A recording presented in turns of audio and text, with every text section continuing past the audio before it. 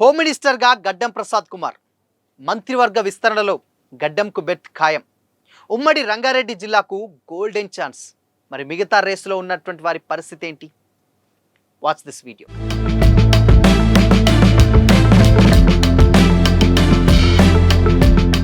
నమస్తే, welcome to Disha TV.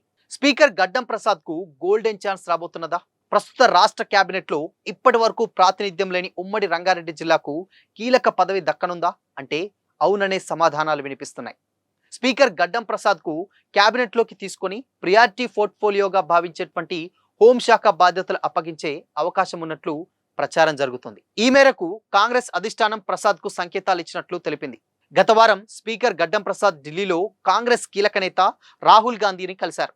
రాష్ట్రంలోని రాజకీయ పరిస్థితులను ఆయనకు వివరించిన తర్వాత మంత్రి పదవి ఇవ్వాలని కోరారు. ఇందుకు రాహుల్ సానుకూలత వ్యక్తం చేసినట్లుగా కూడా సమాచారం. ఉన్నట్టుండి స్పీకర్ ఢిల్లీకి వెళ్లలేదని, ఆ టూర్ వెనక సీఎం రేవంత్ రెడ్డి ఆదేశాలున్నాయని గడ్డం ప్రసాద్ సన్నిహిత అనుచరులు చెబుతున్నారు. ఢిల్లీకి ఎప్పుడు వెళ్ళాలి, రాహుల్ని ఎప్పుడు కలవాలి, కలిసిన తర్వాత ఏం మాట్లాడాలి అనేటువంటి అంశాలపైనే సీఎం రేవంత్ బ్రీఫింగ్ ఉన్నట్లు వారు వివరించారు. ప్రసాద్ను మంత్రివర్గంలోకి తీసుకొని ఆయనకు హోంశాఖ ఇవ్వాలనేటువంటి అంశంపై సీఎం రేవంత్ రెడ్డి ఇప్పటికే అధిష్టానంతో ప్రాథమికంగా చర్చించినట్లు తెలిసింది. ప్రస్తుతం ఆ శాఖ సీఎం వద్దనే ఉన్నది.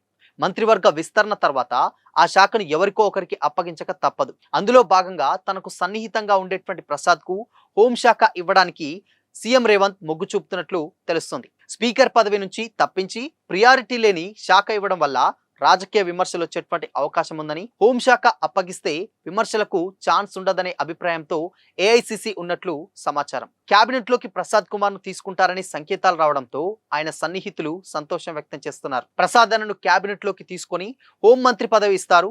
ఢిల్లీ టూర్ తర్వాత అన్నకు క్లారిటీ వచ్చిందని ఆయనకు సన్నిహితంగా ఉండే లీడర్లు ధీమా వ్యక్తం చేశారు. నిజానికి ప్రసాద్ కుమార్ కు కాంగ్రెస్ అధికారంలోకి వచ్చిన వెంటనే మంత్రి పదవి ఇస్తారని ప్రచారం జరిగింది. కానీ జిల్లాలు, సామాజిక సమీకరణాల కారణంగా ఆయనకు మంత్రి పదవి దక్కలేదు. త్వరలో జరిగేటువంటి క్యాబినెట్ విస్తరణలో ప్రసాద్ కు మంత్రి పదవి ఇస్తే పలు విమర్శలకు చెక్ పెట్టొచ్చని అధిష్టానం భావిస్తుంది.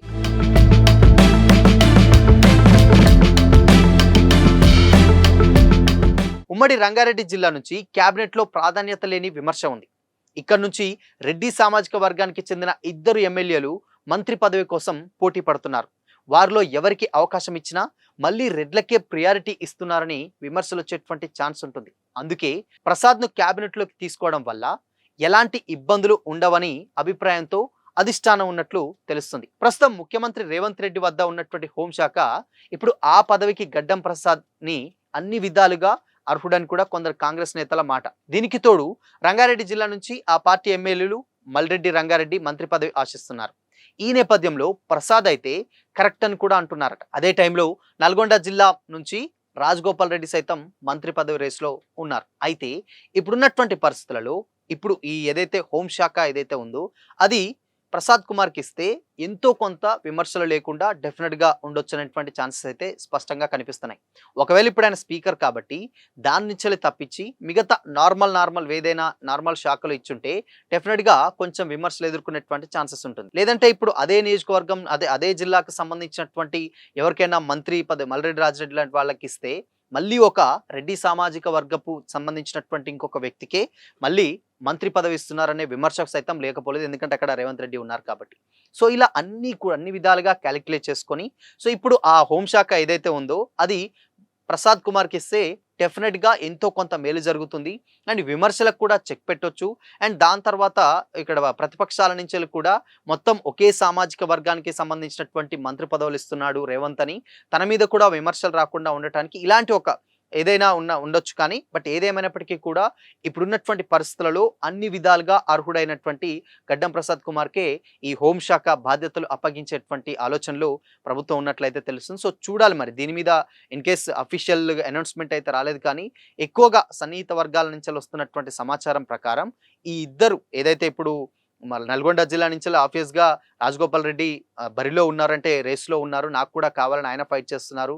మల్రెడ్డి రాజరెడ్డి చేస్తున్నారు. సో వీళ్ళిద్దరిని కాకుండా ఇక్కడ ప్రసాద్‌కి ఇచ్చినట్లయితే ఎలాంటి ఘటనలు చోటు చేసుకోకుండా అండ్ పార్టీలో కూడా కార్యకర్తలు ఇబ్బంది కాకుండా ఉంటుంది. సో అంటే ఇలాంటి డెసిషన్స్ తీసుకోవడం వల్ల ఎవరికీ కూడా పార్టీలో చీలికలు రావు. ఇప్పుడున్నటువంటి పరిస్థితులలో కాంగ్రెస్ మీద కొంచెం ఎంతో కొంత నెగటివిటీ ఉన్నటువంటి టైంలో డెఫినిట్‌గా ఇలాంటి ఒక మళ్ళీ రిపీట్ చేయకుండా ఉంటే మాత్రం కొంచెం పార్టీకి ప్లస్ అవుతుంది. వేరే వ్యక్తులను కూడా పిలిచంటే పార్టీకి అనుకూలంగా అండ్ పార్టీ కట్టుబడి పనిచేసేటువంటి వాళ్ళకి ఎప్పుడైనా పదవులు డెఫినెట్‌గా వస్తాయి అన్న ఉద్దేశంతోటే ఇలాంటి ఒక నిర్ణయం తీసుకుంటున్నట్లయితే తెలుస్తుంది.